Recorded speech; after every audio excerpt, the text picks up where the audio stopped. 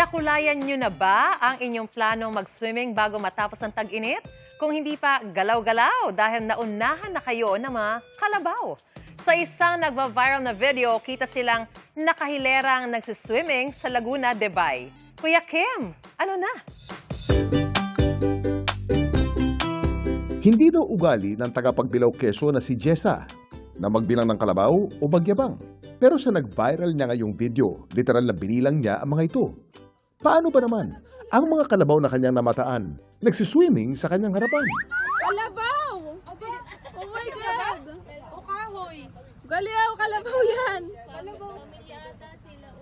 Totoo ba yan?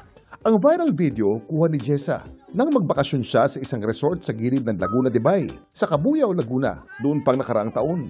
Nakita namin yung isang kanin ng Carabao nag-swimming. Yung pinakang nauna sa kanila is yung pinakamalaki ay yung pinakang nanay. Sinusundan mo yung pinakang nanay niya siguro yun. Sumasamba rin siya. Parang hindi rin siya siguro marunong pang naglangoy. First time namin makakita Carabao na naglalangoy. Sabi ng puno mga tagal is normal naman daw po yun. Pero bakit nga ba hilig ng mga kalabaw ang magtampisaw o magbabad sa tubig, ilog, putikan o lawa? Kuya Kim, ano na?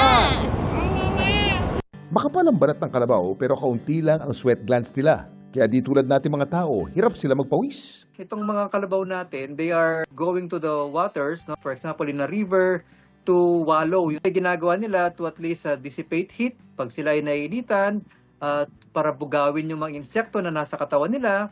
Minsan pumupunta din sila sa river para banlawan, no, yung kanilang mga putik na nasa katawan nila. Ang putik o tubig sa kanilang balat, nagsisilbi rin nilang proteksyon laban sa lamok, langaw, garapata, at iba pang insekto na dumidikit sa kanilang balat. At katulad ng ibang hayop, komportable at nakaka-relax para sa kanila ang malamig na tubig, lalo na kapag kakatapos ng nilang magtrabaho sa bukid. May paliwanag naman ang veterinaryo kung bakit nakahilera mga ito nang mabidyohan ni Jessa. Ito yung tinatawag nating filial imprinting. They are following their mother, no, kung saan man siya pumupunta. Like in cycling or like in any other sports, they are going against the current. They are swimming in a straight line. This is actually their strategy to conserve energy. Laging tandaan, importante ang may alam. Ito po si Kuya Kim at sagot ko kayo, 24 oras.